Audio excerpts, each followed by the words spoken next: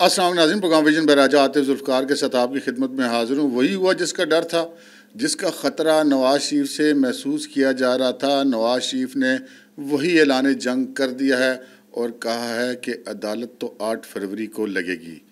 اور 9 مئی کے مقدمات کے حوالے سے عمران خان نے شامل تفتیش ہونے سے انکار کر دیا ہے۔ اس کے علاوہ بھی ایک مقدمے میں شامل تفتیش ہونے سے انکار کیا ہے۔ کس کو انکار کیا ہے، کیسے انکار کیا ہے، یہ تفصیلات بھی آپ کے ساتھ شیئر کریں گے۔ مگر اس سے پہلے کہ اپنے پروگرام کو آگے بڑھائیں، آپ سے گزارش ہے کہ اگر ابھی تک آپ نے ہمارا چینل سبسکرائب نہیں کیا تو پلیز کر لیجئے، ساتھ ہی بیل آئیکن بھی دبا دیجئے تاکہ جو ہی ہمارا کوئی نیا پروگرام اپلوڈ ہوتا ہے تو اس کا نوٹیفیکیشن فوری طور پر آپ کو موصول ہو سکے۔ پروگرام کا باقاعدہ آغاز کرتے ہیں۔ جب نواز شریف صاحب پاکستان میں نہیں تھے تو ایک ہی مسئلہ تھا، ایسا لگتا تھا جیسے پورے پاکستان میں ایک یہی مسئلہ رہ گیا کہ نواز شریف صاحب پاکستان کیوں نہیں آ رہے۔ خیر، جب وہ آ گئے اور ان کے آنے سے پہلے ویسے جہاز بھی ان کا لینڈ ہونے سے پہلے تک یہ کہا جاتا رہا کہ جی نہیں آئے گا نہیں آئے گا، بہرحال وہ آ گئے۔ اچھا، جب سے وہ آئے ہیں تب سے بہت ساری باتیں کی جا رہی ہیں۔ پہلے کہا گیا کہ جی انہوں نے جو بیانیہ پہلے بنایا تھا کہ جی وہ ووٹ کو عزت دو سے وہ ہٹ گئے ہیں، اور انہوں نے جو کہا تھا کہ جن لوگوں نے ان کے خلاف مقدمات بنائے ان کے خلاف کارروائی ہونی چاہیے، لیکن ایک بار بات کر کے نواز شریف صاحب انگلینڈ میں اس کے بعد خاموش ہو گئے۔ ہم بار بار اپنے ناظرین کو یہ بات بتاتے رہے کہ نواز شریف صاحب اپنی جو ہے نا وہ موقف سے پیچھے نہیں ہٹے، لیکن روزانہ ایک ہی بات کو کرنا مناسب نہیں ہوتا۔ تو اب وہ جو خطرہ محسوس کر رہے تھے لوگ، کون لوگ؟ جو کہ نواز شریف صاحب کے مخالفین ہیں، وہ جو بات کہتے تھے، جس چیز سے وہ ڈراتے تھے نواز شریف کی، وہ نواز شریف نے آج کام کر دیا گزشتہ روز۔ اور نواز شریف صاحب چونکہ ان دنوں انتخابات کے حوالے سے پارلیمانی بورڈز کے بیچ میں روزانہ شریک ہو رہے ہیں، اس کی سربراہی کر رہے ہیں، اور روزانہ وہ جو ٹکٹ کے امیدواران ہیں ان سے کوئی نہ کوئی بات کرتے ہیں جو کہ میڈیا کی خبر بن جاتی ہے۔ تو گزشتہ روز بھی میڈیا کی خبر بنی، اور نواز شریف صاحب نے جو کہا وہ بڑا امپورٹنٹ تھا، اس کے اوپر بہت سارے لوگوں کے جیسے کہتے ہیں کان کھڑے ہو گئے یا بال کھڑے ہو گئے۔ تو سچویشن یہ ہے کہ نواز شریف صاحب نے جو گفتگو کی گزشتہ روز، اس کے اندر انہوں نے وہ جو جتنے شکوک و شبہات لوگوں کے ذہن میں تھے وہ دور کر دیے کہ وہ اپنے بیانیے سے ہٹیں یا نہیں ہٹے، اور وہ تمام شکوک و شبہات درست ثابت کر دیے جن کا خیال تھا کہ بھائی جی میاں اپنی آئی تو پیچھے نہیں ہٹتا۔ تو میاں صاحب نے یہ بتا دیا کہ جی میں تو جو سوچا ہوا میں تو وہ کروں گا۔ انہوں نے یہ کہا کہ جو ان کے ساتھ ہوا 2016-17 کے بعد سے لے کر ابھی تک ان کی بریت تک، انہوں نے کہا کہ جو میری ذات کا معاملہ ہے میں انتقام پہ یقین نہیں رکھتا، لیکن جو اس سارے پروسیس کے دوران ملک کا نقصان ہوا ہے اس کا کون ذمہ دار ہوگا، اور جو 25 کروڑ عوام کا نقصان ہوا ہے اس کا کون ذمہ دار ہوگا۔ انہوں نے یہ بات بھی کہی، انہوں نے کہا کہ دیکھیں میرے ساتھ جو کچھ بھی ہوا، میں نے کبھی چاہے جنرل راحیل شریف ہوں چاہے جنرل قمر جاوید باجوہ ہوں، میں نے کسی کے خلاف کبھی بھی کوئی سازش نہیں کی، اور میں نے کام کیا۔ انہوں نے کہا کہ میں نے سڑکیں بنائی، میں نے موٹر ویز بنائی، میں نے بجلی بنائی، ایٹمی دھماکے کیے، ملک کے دفاع کو مضبوط کیا، اور انہوں نے یہ یاد دلایا کہ JF-17 تھنڈر کا جو پروجیکٹ ہے اس کے اوپر معاہدہ ہے، اس کے اوپر چائنا کے وزیر اعظم کے اور میرے دستخط یعنی کہ نواز شریف صاحب کے۔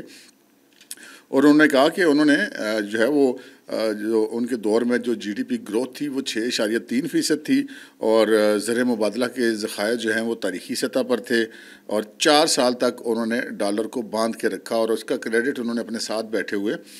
اسحاق ڈار صاحب کو دیا۔ اور انہوں نے کہا کہ یہ بھی ایک تاریخی حقیقت ہے کہ جس IMF کے سامنے انہوں نے عمران خان کی طرف اشارہ کیا، انہوں نے لفظ یہ کہا کہ یہ منتیں کرتا رہا، اس IMF کو ہم نے 2016 میں خدا حافظ کہہ دیا تھا اور اپنی جان ان سے چھڑا دی تھی۔ ترقیاتی بجٹ بڑھا دیا گیا تھا، اور جو موٹر ویز بنی ان کی وجہ سے جو سفر تھا وہ جو 8-10 گھنٹے کا سفر تھا وہ 3-4 گھنٹوں میں رہ گیا، اور اشیاء خرد و نوش کا جو ہے وہ سستی تھی، اور مہنگائی اپنے کم ترین لیول پر تھی۔ اور انہوں نے کہا کہ جو کچھ بھی اس کے بعد ہوا میرے ساتھ ہوا، لیکن اس کی اصل جو سزا ملی ہے وہ پاکستان کے عوام کو ملی ہے، اور یہ قوم کے خلاف دشمنی ہے، اور اس کا میں اگر کوئی یہ کہے کہ جی کوئی کیا بگاڑ لے گا تو ایسا نہیں ہوگا۔ انہوں نے کہا کہ جو بینچ ان کے خلاف بنایا گیا وہ بینچ بغض سے بھرا ہوا تھا، انہیں بینچ کے اندر سے انہوں نے جسٹس آصف سعید کھوسا کی طرف اشارہ کیا کہ انہوں نے ان کو سیسلین مافیا تک کہا، اور پھر انہوں نے ایک انکشاف کیا بہت بڑا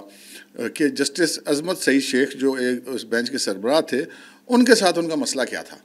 نواز شریف صاحب نے کہا کہ جب وہ وزیر اعظم تھے تو اس وقت عظمت سعید شیخ صاحب کی کوئی عزیزہ تھیں جو کہ پاکستان کی سول سروس میں تھی، ان کی پروموشن کا معاملہ تھا، جس کو انہوں نے کہا نواز شریف صاحب نے کہ اس کو میرٹ کے مطابق دیکھا جائے گا، جس پر پھر ایک دھمکی دی گئی جسٹس عظمت سعید شیخ کی طرف سے۔ جسٹس عظمت سعید شیخ نے یہ بات کہی کہ اڈیالہ جیل میں بہت جگہ ہے اور نواز شریف کو جو ہے وہ پتہ ہونا چاہیے اس بات کا۔ تو یہ انہوں نے کہا کہ جی سرے عام ایک دھمکی تھی، اور اس کے بعد پھر جو بینچ میں ہوا وہ سب کے سامنے ہے، اور انہوں نے کہا کہ ان کی خواہش تھی مجھے اڈیالہ جیل بھیجنے کی، اور انہوں نے وہ اپنی خواہش پوری کی، لیکن اس سارے معاملے کے اندر پاکستان کا حشر نکل گیا۔ اچھا، یہ تو نواز شریف صاحب کی گفتگو تھی۔ اب یہاں پہ یہ سوال پیدا ہوتا ہے کہ نواز شریف صاحب اب کریں گے کیا؟ دیکھیں، ایک تو وہ اب آلموسٹ یہ کلیئر ہے کہ نواز شریف صاحب جو ہے وہ اگلے وزیر اعظم بننے جا رہے ہیں، یا پاکستان کے چوتھی بار وزیر اعظم بننے جا رہے ہیں، لیکن انہوں نے اپنے عزائم واضح کر دیے، اور مجھے یہ لگتا ہے، یہ میرا ذاتی تجزیہ ہے، اندازہ ہے، ممکن ہے غلط بھی ہو سکتا ہے، میرا یہ خیال ہے کہ جب نواز شریف صاحب کی حکومت بنے گی تو وہ شاید پہلی بار عدلیہ کے جو کردار ہے اس سارے معاملے کے اندر، ان کے خلاف کوئی نہ کوئی کارروائی کریں گے، پارلیمنٹ کے تھرو کرتے ہیں، کوئی انکوائری کمیشن بناتے ہیں، کوئی تحقیقاتی کمیشن بناتے ہیں۔ یہاں پر ایک چیز بڑی امپورٹنٹ ہے کہ نہیں، پاکستان کے اندر جتنے بھی مارشل لا لگے اور جتنے بھی غیر آئینی اقدامات ہوئے وہ نہ ہو پاتے اگر ان وقتوں کی عدلیہ ان کو جو ہے وہ انڈورس نہ کرتی، ان کی توثیق نہ کرتی اور ان کا ساتھ نہ دیتی۔ اور یہ بھی ایک بات ہے کہ ایک دفعہ جنرل ریٹائرڈ قمر جاوید باجوہ کسی اپنے دوستوں کی محفل میں بیٹھے ہوئے تھے، تو وہاں پر جب کہا گیا کہ جی آپ لوگوں نے بڑی نواز شریف کے ساتھ زیادتی کی، تو انہوں نے بھی سارا جو ملبہ ہے وہ ججز پر ڈالا، اور انہوں نے کہا کہ جتنے جج تھے نواز شریف صاحب کے خلاف بینچ کے اندر، ان ہر جج کا اپنا اپنا ذاتی مسئلہ تھا نواز شریف کے ساتھ، اور بقول ان کے، اب دیکھیں یہ ہم نہیں کہہ سکتے کہ ان کی بات درست ہے یا نہیں، یہ تو ابھی تو خیر وہ بول نہیں سکتے آن دی ریکارڈ۔ تو جنرل باجوہ نے یہ کہا کہ جی میں نے بطور آرمی چیف نواز شریف کو منع کیا تھا کہ وہ سپریم کورٹ کو خط نہ لکھیں کمیشن بنانے کے لیے یا انکوائری کرنے کے لیے، تو جو انہوں نے لکھ دیا جس کی وجہ سے یہ سارا مسئلہ بنا ہے۔ اچھا، اب ہم آگے بڑھتے ہیں جناب اپنی اس ایکسکلوزیو خبر کی طرف جو میں نے تھمبنیل میں آپ نے دیکھی ہوگی۔ 9 مئی کا واقعہ ہوا، عمران خان صاحب کو جو جوائنٹ انویسٹیگیشن ٹیم جو ہے وہ 9 مئی کے جو حملوں میں ذمہ دار قرار دے چکی ہے لاہور والی نے۔ اچھا، جو کیسز راولپنڈی کے حوالے سے ہیں ان کے حوالے سے بھی تفتیش ہو رہی ہے، اور جو آر پی او راولپنڈی ہیں وہ اس چیز کا بار بار اظہار بھی کرتے رہے ہیں کہ جو ہے وہ 9 مئی کے مقدمات کی تفتیش ٹھیک نہیں ہو رہی۔ تو ہمارے ذرائع کا یہ کہنا ہے کہ آر پی او راولپنڈی سید خرم علی خود ذاتی طور پہ عمران خان سے تفتیش کرنے کے لیے اڈیالہ جیل گئے تھے، لیکن عمران خان نے اڈیالہ جیل کے اندر ان سے ملاقات سے انکار کر دیا، اور ان کہا کہ جی وہ کسی صورت اس کیس میں شامل تفتیش نہیں ہوں گے، وہ اپنے وکلاء کی موجودگی میں بات کریں گے، جبکہ شامل تفتیش میں وکلاء والا قانونی کوئی اس میں وہ نہیں ہوتا کہ وہ وکیل کی موجودگی ضروری ہے یا کہ ہونا چاہیے۔ جو تفتیش ہوتی ہے وہ انویسٹیگیشن ٹیم اور ملزم کے درمیان کا معاملہ ہوتا ہے، وکلاء والا معاملہ عدالتوں میں ہوتا ہے۔ تو ایک تو انہوں نے یہ انکار کیا، دوسرا ہمارے ذرائع نے یہ بتایا کہ جو عمران خان کی مدعیت میں کیس درج تھا جو وزیر آباد جو مبینہ حملہ تھا عمران خان کے اوپر، اس کی جو تفتیش ہے اس میں بھی شامل تفتیش ہونے سے عمران خان صاحب نے انکار کیا ہے، اور البتہ نیب والے ان سے تفتیش کریں دیگر مقدمات کی۔ تو یہ اس وقت عمران خان صاحب کی صورت حال ہے کہ وہ نہ تو 9 مئی کے مقدمات میں شامل تفتیش ہونے کے لیے تیار ہیں، اور نہ ہی اپنے اوپر ایک مبینہ حملے کے اوپر شامل تفتیش ہونے کے لیے تیار ہیں۔ تو خان صاحب کچھ بھی کر لیں، حالات ان کو جس طرف لے کے جا رہے ہیں اس میں بہت زیادہ کردار ان کے اپنے رویے کا ہے، اور حالات اچھے نہیں لگ رہے، اور مجھے آئندہ آنے والے 20 سے 25 دن عمران خان صاحب کے لیے بہت زیادہ مشکل نظر آ رہے ہیں۔ اب تک کے لیے اتنا ہی، اجازت دیجیے، اللہ حافظ۔